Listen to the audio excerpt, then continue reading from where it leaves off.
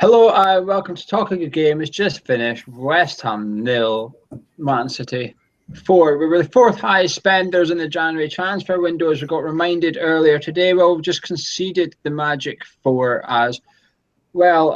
Tom, what are you thinking right now? Absolutely disgusted, mate. So much promise, or not promise, but there was a bit more optimism, a bit more. It's just tonight felt good after the last couple of weeks. The Payet situation was behind us.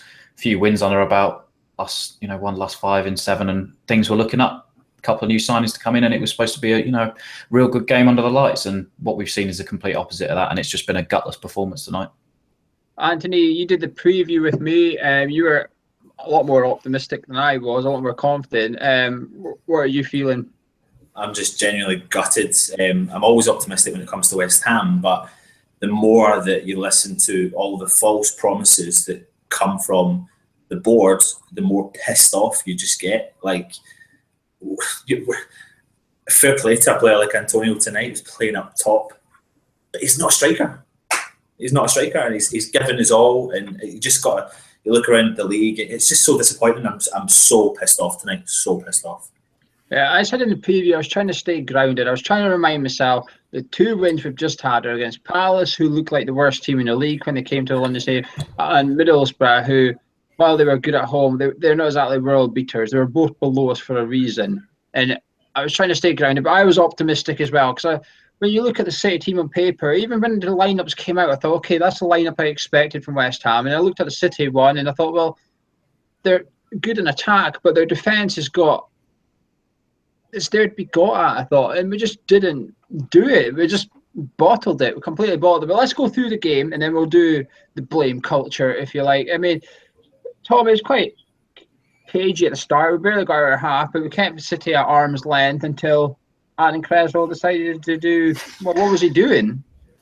I'll tell you what, someone has kidnapped that boy in England camp, because since he's been called up, he's been really woeful. That's not the Aaron Creswell we used to see, and that is half the player that we used to see. And he's I've never seen him like that before. He's always so reliable down that left-hand side. He never did stuff like that the last couple of years.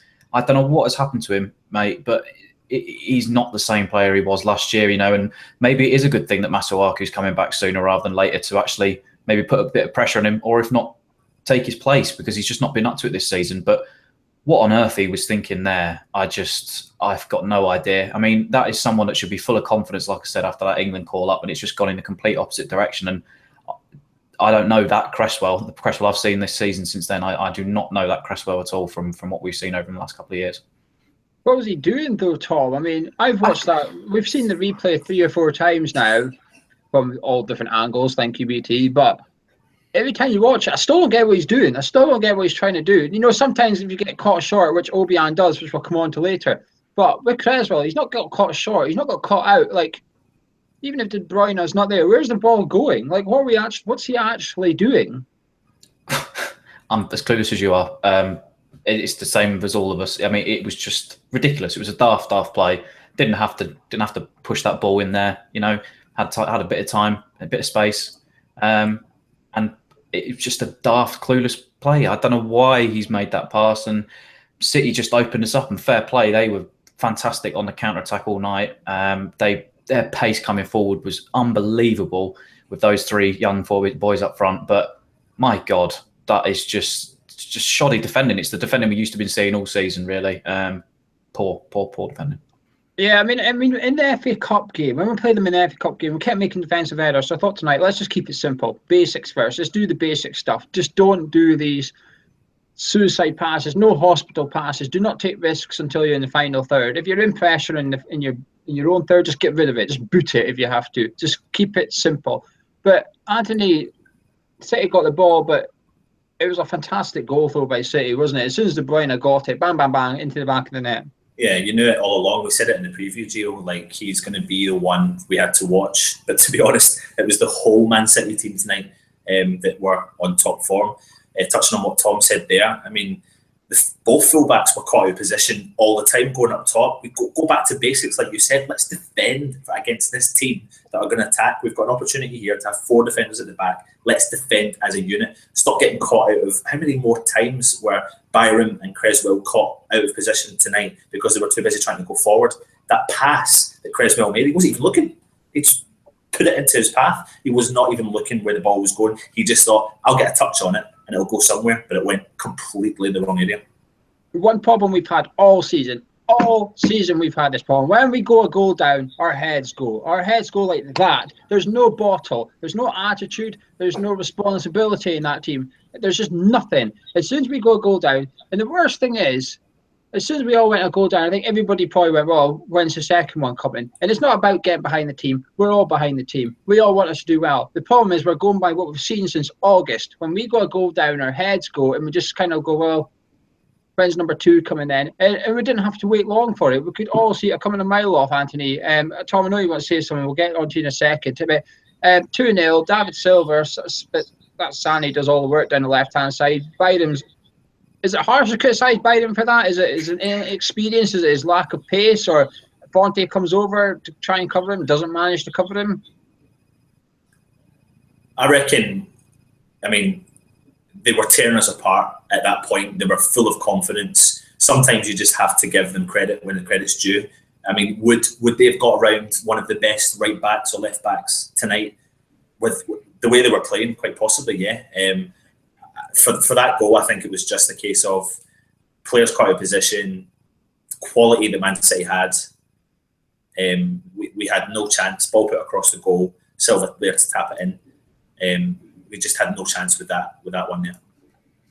What about yourself, Tom? What do you think about that? Is Anthony being too lenient on West Ham, or is it just credit where credit's due? They're world class. You can't just put up. You just have to accept that you're going to get done sometimes by them. I think it's a bit of both, really. I mean, Sane tonight was fantastic. You know, there's a reason why he was one of the most touted players, young players in Europe, and why City spent so much money on him.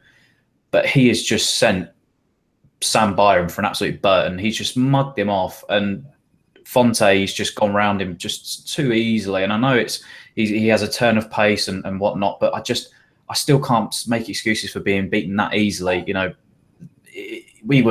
Byram, the amount of times he was caught out of position tonight, and you were often looking where the ball was coming into frame, someone had made a crossfield pass, he wasn't anywhere even in sight.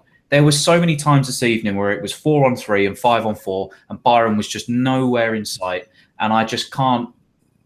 I want to say it was a fantastic, play by Sane, because it was. He has a fantastic turn of pace. He has the ball on the end of his foot like a piece of string. He was brilliant at times tonight, but it was just comical defending by Byram, and don't worry, guys.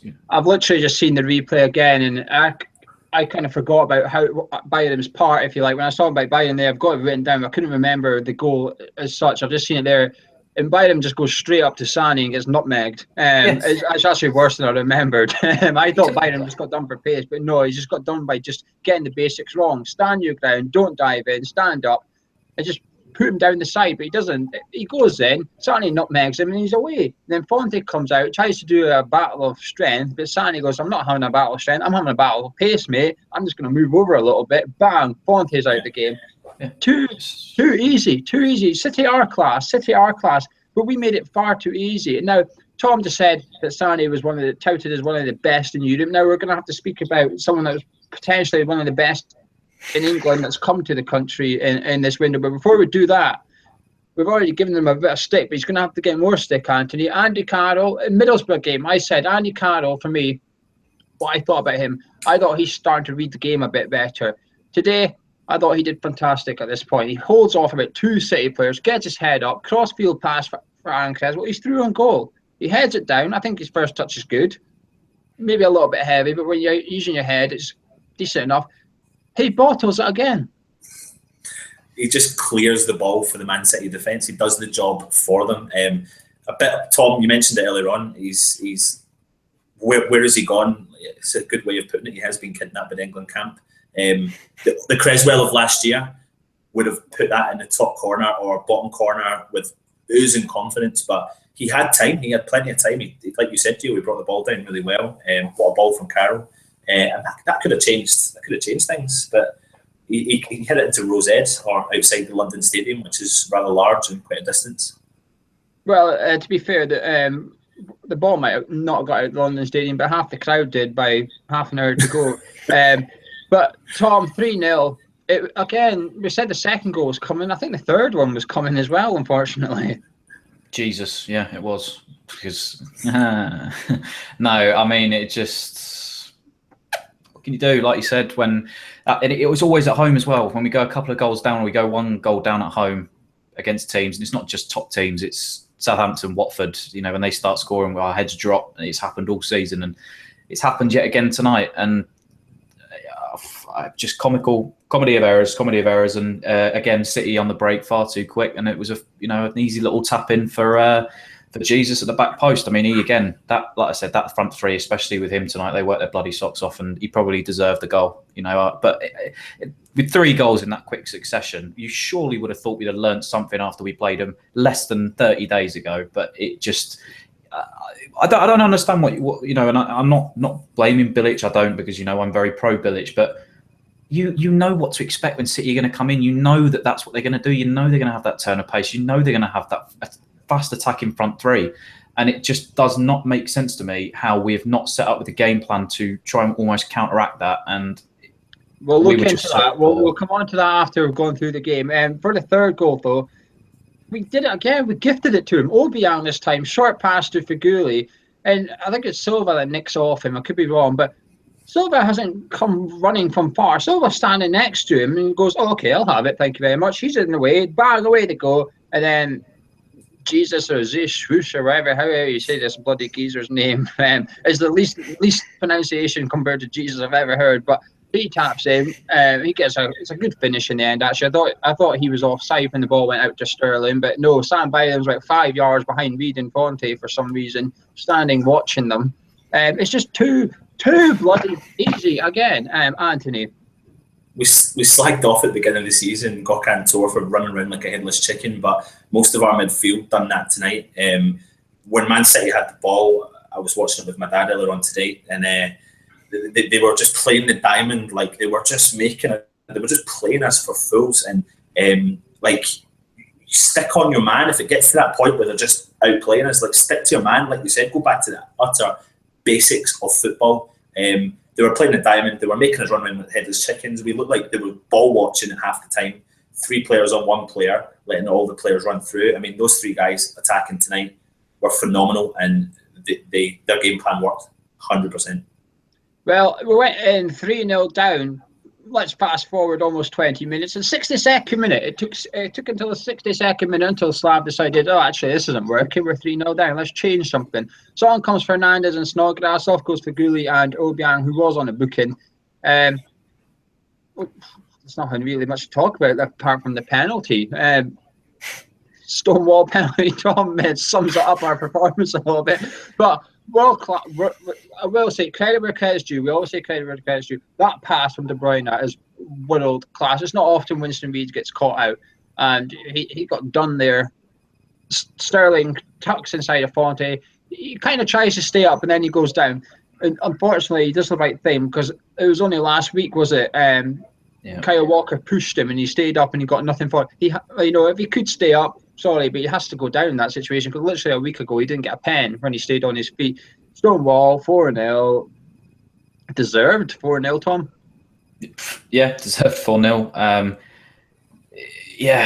Fantastic ball by De Bruyne, but it's the kind of things you come to expect. They pay over there big money for players like that, and that's what you expect from big players like that. Even from Sterling, it was a fantastic touch and a brilliant little Cruyff turn almost inside the box to do Fonte.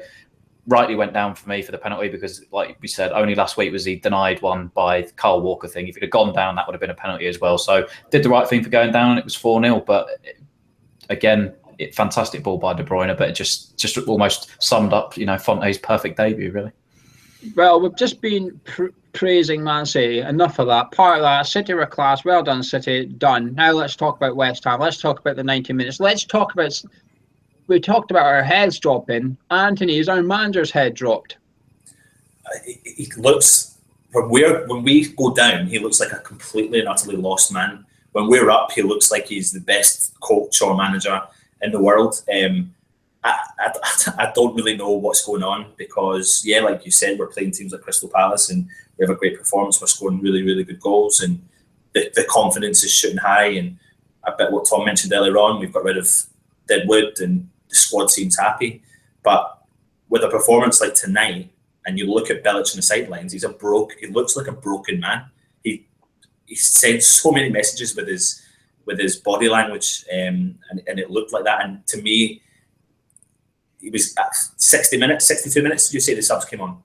Something like that. It took 62 minutes before he did a sub. Yeah, I mean, for me, we'll talk about it later on, obviously. But when Snodgrass came on, he put some balls into the box, and there was no one there to meet them. But there were more than what we've done the whole game, in my opinion. So they were too late. Tom, Mancini sitting in the crowd, is that a warning sign for Slav? Are we too cynical to read something into that, or should we be reading something into that?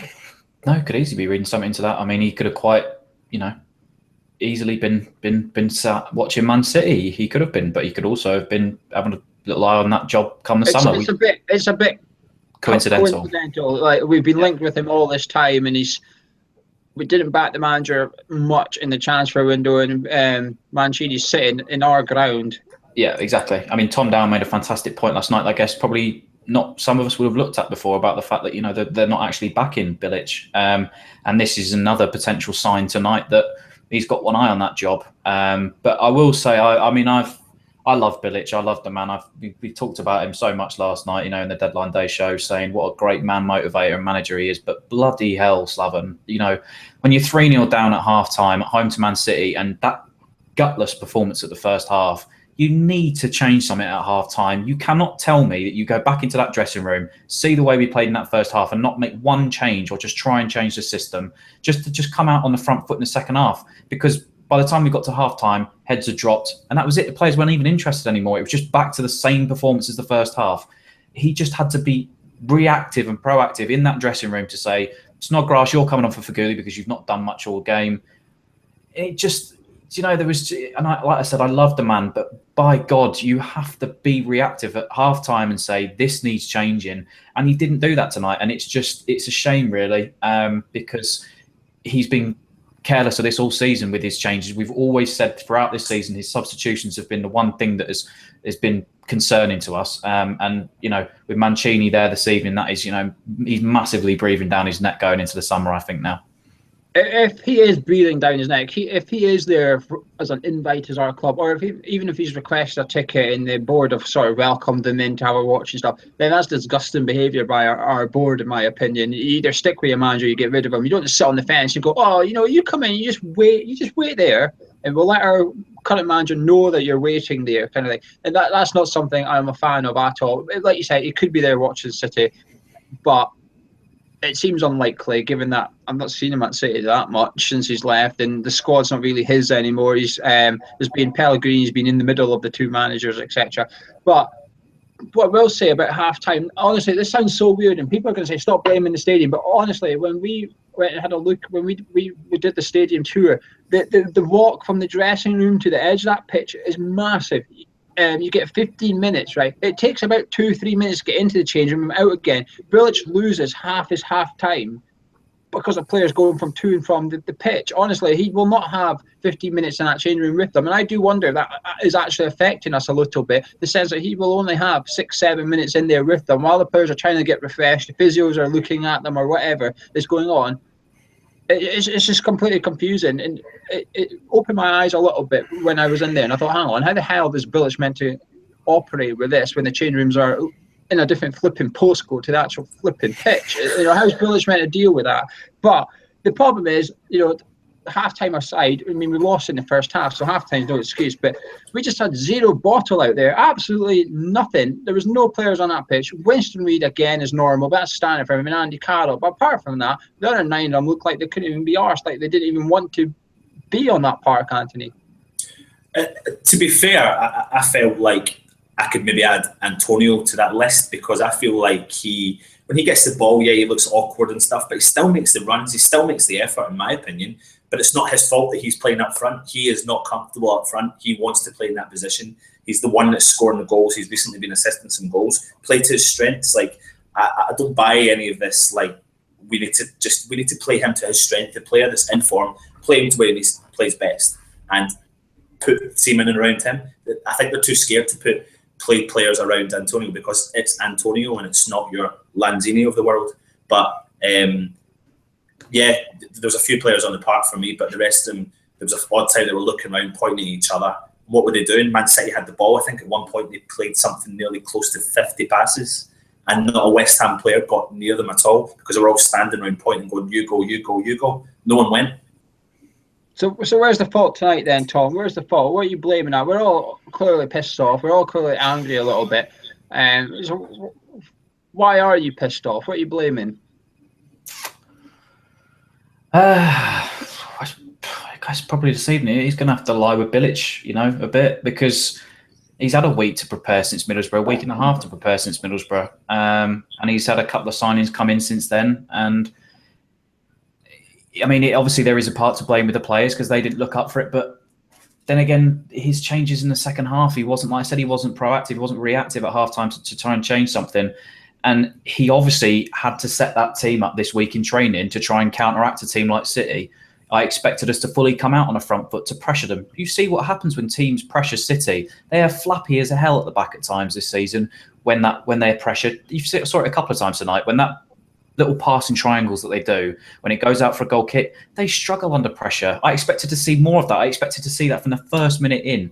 But honestly, it probably does have to lie with Bilic this evening. Like I said, I absolutely love the guy to pieces, but you really need to do something in training this week or whatever. And he's obviously not set it up the right way.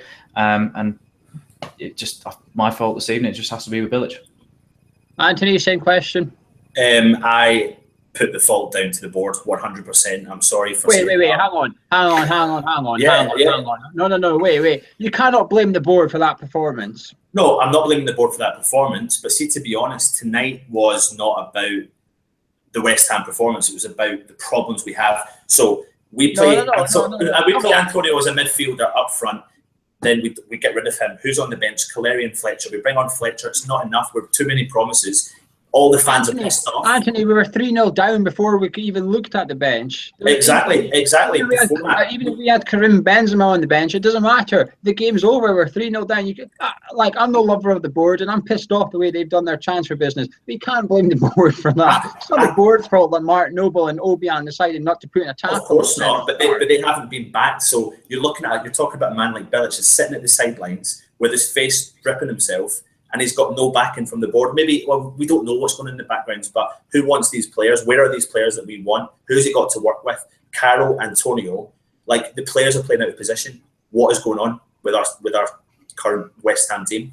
It's the same players. It's sorry, but it's the same players that beat Middlesbrough 3-1. It's the same players that beat Crystal Palace 3-0. Of course it is. Looking at the results this week, Hull have just drawn against Man U. Sunderland have just drawn against Spurs. Are you telling me we've got a worse team than those? I'm not saying we've got a worse team than them, but I'm just fed up of false promises, full stop. It's affecting the morale around the club, the move, everything. Where's the money? That's my biggest issue. To be honest, I'm past the game tonight. We were probably expecting to get thumped, even though I wanted us to win and thought we were going to win. After the two games we've had, Crystal Palace and Middlesbrough. But when push comes to shove, what have we got to compete with anyone else except for the lower teams in the league? We've got Antonio, who's a midfielder, playing up top, out of position. We don't have a right back that we've been promised. So Bilic is only going to work with what he's got in the squad. So that's where the problem lies. The problem lies well before the game. They may do the prep. He's got Caleri on the bench. Wow. I think you're right, but I don't think that issue's the right issue here. That's an issue, but I don't think it's the issue as to why why Aaron Creswell's just passed into the middle of the pitch. It's not an issue as to why Sam Byron's ran up to Sane and got nutmeg. It's not the reason why Bilic has decided not to make a change until the 62nd minute. Now, I know you talk about lacking of options, but he was happy to bring Snodgrass and Fernandez on. So why didn't you do that at half time? I'm not a big fan of the board. I'm not a big fan of our transfer window. I made that clear last night. We're doing a show on Friday. I'll make my point again on Friday. But I don't think you can possibly blame the board for tonight at all. Certainly, you can be angry at them for the way they conducted their transfer business, yes, but Bilic has to work with what he's got. You don't just down tools because you don't have the players you wanted. Yeah, but that could be one of the problems. Is are they down in tools? Are they all? I mean, what is actually going on in the club to the point to say who's going to? I mean, where are they playing? Why? I mean, this problem stems from you're playing Antonio up front because he believes Antonio was a striker, but we also believed earlier on in the season that Antonio was a right back, but he's a midfielder. So I feel like I can go that far back and go, that is where the problems are lying, because the performances on the park, people are blaming the Payet situation or whatever situation it was. The problem is stemming well before tonight's game, not to do with the fact that, yeah, okay, he's made the subs at the wrong time. But like you said, we were 2-0 down. So... Exactly, that's my point. So even if he had a big striker on the bench, we were 3-0 down, the game was over already. Like, so before the game, Anthony, where would you have played Antonio? Would you have played him up front and kept the same team that beat Middlesbrough and Palace? No, I did say, like, if you've got to give a winning team a run on the park, you have to, of course you do. But when I came into tonight's game, I was coming in there, like I do to every West Ham game, positive. But how? The more I think about it, why am I being so positive when we're playing players out of position? That's where my problem lies. You're playing a player who's booming confidence up top. It's not the board that picks the team, unfortunately. Of course not. But they've got to back and give us players. False promises is where, to me, it lies, and that's the problem. I think that's where a lot of the fans' problems are. A lot of the fans are having problems in the stadium because they're getting pissed off with the false promises. That's where I think it all lies. It's all connected somehow. I think that is connected to the point, but we're talking about 90 minutes here, and you just said you blame the board. So what? Like, Tom's right. Bilic has got to take a part of the blame for this, and for me, it's split between the Bilic and the players. Bilic just didn't change. I think Bilic got the team right at the start. When I've seen the first 11, I thought this is the first 11 right, but the tactics they carried out on the pitch was not correct in my opinion. There was no pressing, there was no hassling. We weren't just second to the first ball and the second one. We weren't even getting to the third ball. It was a disgrace out there. There was just no attitude. There was no bottle. There was no desire. We just lay down and let City roll over us. I can barely remember us having a shot at goal. You know, I can't even remember us having a shot. I remember us having Antonio having a snapshot in the first half that trickled into Calero's hands, and that's about it. You know, it was poor out there tonight. But, you know, Bilic needs to take the blame for that, and the players have to take the blame. But let's end on well, actually, quick question for yourself, Tom. Are we in a relegation battle? I think we're 9 points ahead of Crystal Palace, but we've got to play Swansea at home. We've still got to play Sunderland away. Actually, at home we've got to play Spurs, Liverpool, Everton, West Brom. We're struggling at home. We are struggling at home. We've got to play them at home. Swansea, Sunderland away. Swansea have just won at the weekend. They beat Liverpool at Anfield. Hull have just drawn against Man U. Sunderland have just drawn against Spurs. Is that bottom three still alive and kicking, and can we get dragged into that, or are we safe? To be fair with you, I mean, there's a couple of points I'll make from that. Firstly, shows how bad of a Premier League season it's been that we're actually 11th after the season that we've had. I'd say 100% we're still in and around that mix. Until you get near that 40-point mark, anybody's around that mix. And there is a lot of teams in a lot of positions around us that are separated by 1 or 2 points. So, of course, we're still in it, that relegation battle. And the second point is, commentators spoke of it a lot this evening, the pitch is too big, the pitch is too big. Manchester City looked so good tonight with one extra player. And like you've just rightly pointed out, we still have to play Chelsea, Liverpool, Spurs, you know, other teams that can play like they have 12 players that can cut us open. You know, we've seen what happened when teams like United, Arsenal, and, you know, now this evening, Man City, or twice this season, Man City have come to the new stadium. I think we're very much in a relegation fight, because if it's anything to go by, they're going to play the exact same way as, you know, the rest of them did. And we will just get beat easily because they have got great players that can cut us open, that can make that extra pass, that can find and create space. And I don't think we have yet found how to do that on our own pitch.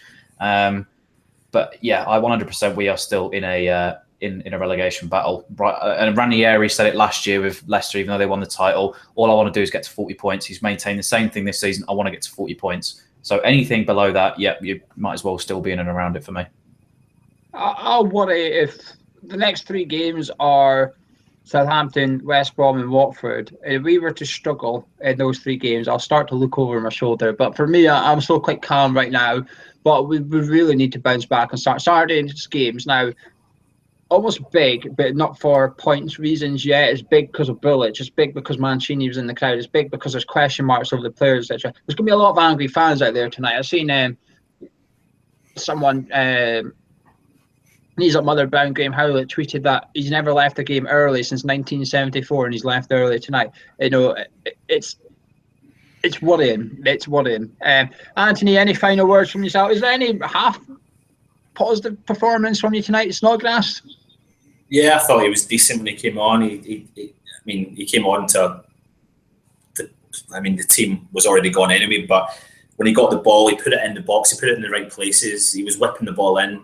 I was impressed with his corners, and to be honest, our corners have been awful this year. And set pieces from the wings have been awful. So I'm impressed. I think he's going to get his chance on Saturday, and as long as Carroll can get on the end, then fingers crossed something can happen. Like you said, we need to bounce back. We need to bounce back. A lot of issues with the board, and I know everyone does, and it's the first time I've really kind of aired them. But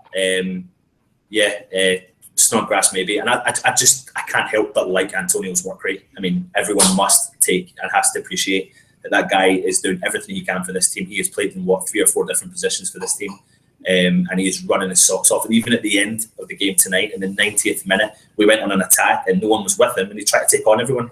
I mean, he was the only person doing that tonight at the end of the game. So yeah, a couple of positives there.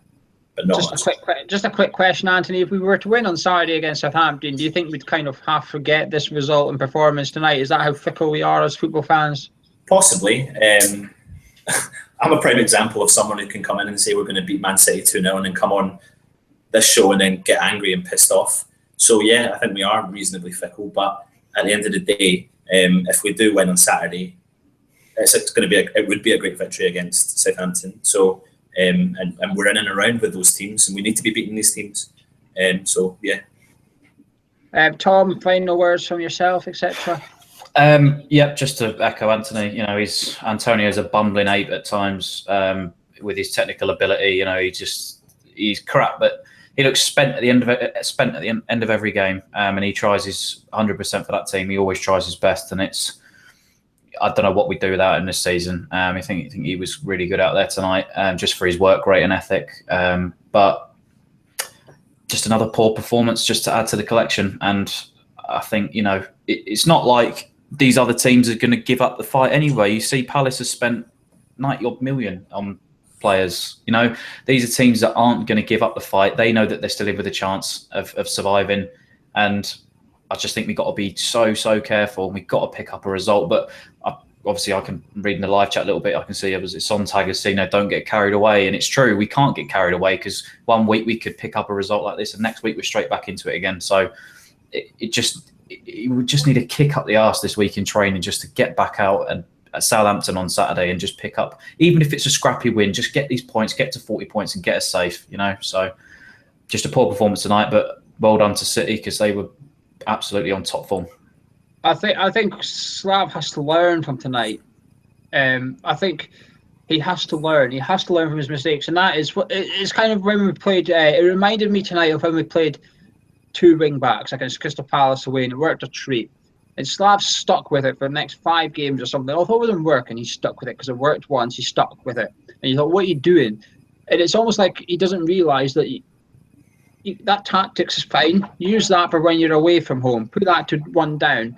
And then he's come across this formation and he's sticking with it again. And tonight I think he should have tweaked it a little bit.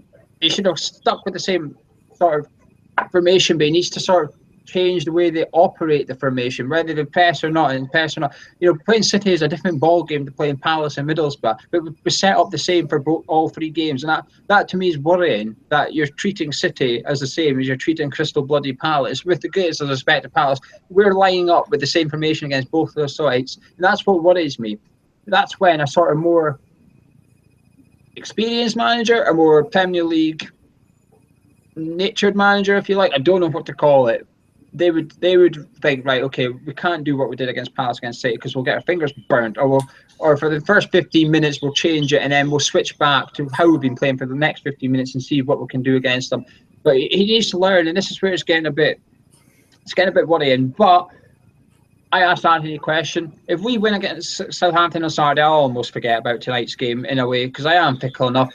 If you offered me 3 points over the 2 games, I would have took them. I'm not going to lie. I would have. Southampton's a hard place to go. I probably would have took 2 points. I probably would have took 2 draws. So 3 points for me over the 2 games is fine. But we do have Snodgrass, who hopefully will get the start now. We've got Cheika Kiati back from the African Nations. He'll be back for Saturday. Surely it can be worse anyway, but we'll be back with our preview for it tomorrow night. We've got a new guest. We've actually got a new guest on tomorrow night's preview. It'll be live at 8:30 on the channel. Make sure you subscribe to the channel while you're here. Friday night, we're doing a cup of tea where we'll be discussing the transfer window, the games. We'll be discussing everything over the last couple of weeks, and we'll be taking your questions and comments from the live chat. Saturday, we'll be back for a live review. Also, we've got Gonzo was at the game. He's done a vlog, but I don't know if he left early or not. I don't know how much is in that vlog, but it'll be up on the channel probably late on tonight, early Thursday morning. So make sure you check out. Make sure you subscribe. Come on to our forum. That's been Anthony. That's been Tom. I've been Gio. We've been the 4th highest spenders in the transfer window, but we've still conceded 4. We've still got no right back, and we've still got no striker.